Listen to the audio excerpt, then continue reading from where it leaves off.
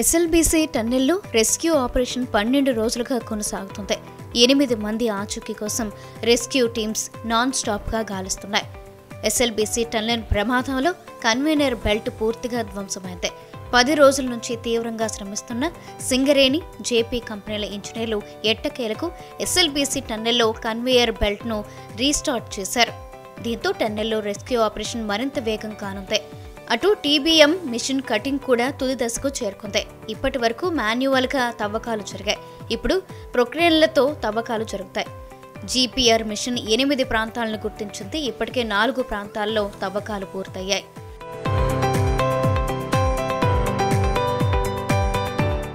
మిగతా 4 ప్రాంతాల్లోనూ తవ్వకాలు జరుపుతోంది రెస్క్యూ టీం. తవ్వే కొద్దీ ఓటు నీరు భారీగా ఉపికి వస్తూ ఉండటంతో భారీ మోటార్ల ఏర్పాట్లు చేసి డీవాటరింగ్ సిస్టమ్ ద్వారా నీటిని బయటకు పంపింగ్ చేస్తున్నారు. లోకో ట్రైన్ చివరి ప్రమాద స్థలం వరకు వెళ్లేందుకు రూట్ క్లియర్ చేస్తుంది రెస్క్యూ టీం.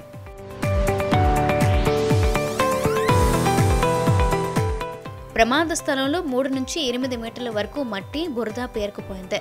ఇప్పుడు కన్వేయర్ బెల్ట్ రీస్టార్ట్ కావడంతో గంటకు 800 టన్నుల బురదను బయటకు పంపే అవకాశం ఉంది. మరో 2 రోజుల్లో రెస్క్యూ ఆపరేషన్ కొలిక్కి వచ్చే ఛాన్స్ ఉంటుందన్న ఎమ్మెల్యే వంశీకృష్ణతో మా senior correspondent Vasu face to face. మనతో మాట్లాడేందుకు అచ్చంపేట ఎమ్మెల్యే వంశీకృష్ణ గారు ఉన్నారు. సార్ చెప్పండి, రెస్క్యూ ఆపరేషన్ దాదాపు మీరు మొదటి రోజు నుంచి కూడా ఇక్కడ పర్యవేక్షిస్తున్నారు. సో సిచ్యువేషన్ ఏ విధంగా ఉంది?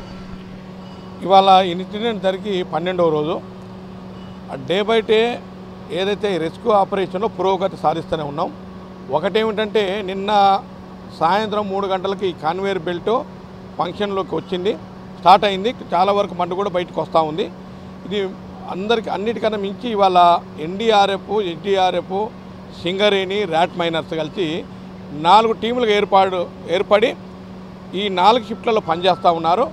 అన్నిటికి మించి ఏంటంటే ఒకప్పుడు ఈ లోకోమోటివ్ ఏదైతే లోకల్ ట్రైన్ ఉండేనో అది 11.5 కిలోమీటర్స్ వరకే వెళ్ళగలిగేది. ఇవాళ 13.2 కిలోమీటర్స్ వరకు కూడా లోకోమోటివ్ పోగలుగుతుంది. అదేవిధంగా హైట్ ఆఫ్ ది స్లచ్ ఏదైతే ఉందో అది 25 to 30 ఫీట్స్ హైట్ ఉన్న దాని హైట్ తగ్గింది. చాలా వరకు ఇంకొక 48 అవర్స్ ఆర్ 72 అవర్స్లో మనం ఇంకొక 150 మీటర్స్ ముందుకెళ్ళే అవకాశం ఉంది.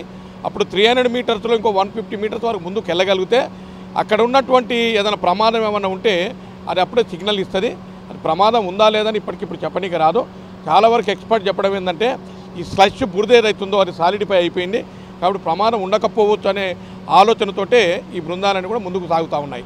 మరి ఇంకొక 48 అవర్స్ వేచి చూస్తే మనకు రిజల్ట్ వచ్చే అవకాశం ఉంది. సార్ ఇప్పటి వరకు మాన్యువల్గా తవ్వకాలు చేపట్టారు ఎక్కడైతే జీపీఆర్ మిషన్ ఇచ్చిన లొకేషన్స్ ఆధారంగా. సో అంటే టన్నల్ టీబీఎం బాగా వెనక బాపకు మొత్తం కూడా కట్ చేయాల్సిన పరిస్థితి. సో మిషనరీ వర్క్ ఏమన్నా లోపల వెళ్ళే అవకాశం ఉందా? దానికి సంబంధించి ఏం చెప్తారు? ఇప్పుడు కొన్ని మిషన్లు లోపలికి పంపాలని ఆలోచన, ఎక్స్కావేటర్స్ అని వాటితో పాటుగా ఈ రోబోలను కూడా దింపాలనే ఆలోచన కూడా ప్రభుత్వం ఆలోచన చేసింది. గౌరవ ముఖ్యమంత్రి గారు మాట్లాడేటప్పుడు కూడా వీలుంటే రోబోస్ కూడా చూడండి, ఆ రోబో సాయంతో కూడా మనం ముందుకు వెళ్ళగలిగితే మనం ఆ పని కూడా చేద్దాము. అదే కాకుండా నేషనల్ స్థాయిలో లేదా ఇంటర్నేషనల్ స్థాయిలో మనకేమైనా మిషనరీ అవసరం పడ్డా లేకుంటే ఎవరైనా ఎక్స్పర్ట్స్ ఇంకా కావాలని అనుకుంటే పిలిపియండి. మనీ ఇది నాట్ క్వశ్చన్, మనీ అనేది క్వశ్చన్ కాదు. మనం ఎంత డబ్బైనా పెట్టడానికి సిద్ధంగా ఉన్నాం. ఎనీ కాస్ట్ వాళ్ళను ఆ బాడీని బయటికి తీసుకురావాలి, వాళ్ళ కుటుంబ సభ్యులకు అప్పచెప్పాలనేదే మన ముందున్న టాస్క్ కాబట్టి అది చేయాలని గౌరవ ముఖ్యమంత్రి గారు ఇప్పటికే ఉన్నతాధికారులకు అందరూ కూడా సూచనలు ఇవ్వడం జరిగింది. రెస్క్యూ ఆపరేషన్ 12 రోజులు కొనసాగుతుంది. ఇటు మృతుల కుటుంబాలకు సంబంధించి వాళ్ళకి ఇటు ధైర్యం చెప్పే ప్రయత్నం చేస్తున్నారు. ఎక్కడో పుట్టి ఇక్కడికి వచ్చి టన్నల్ ప్రమాదంలో చిక్కున్నారని చెప్తున్నారు. మొత్తానికైతే ఇటు వాళ్ళ ఆచూకీ కోసం అయితే 12 రోజులుగా తీవ్రంగా ఇటు రెస్క్యూ ఆపరేషన్ జరుగుతుంది. ఇటు NDRF, SDRF, Indian army, Indian navy, Indian railways 11 agencies companies మొత్తం ఈ రెస్క్యూ ఆపరేషన్లో పాల్గొంటున్న పరిస్థితి నెలకొంది. కెమెరా పర్సన్ వెంకట్తో వాసు, TV9 SLBC.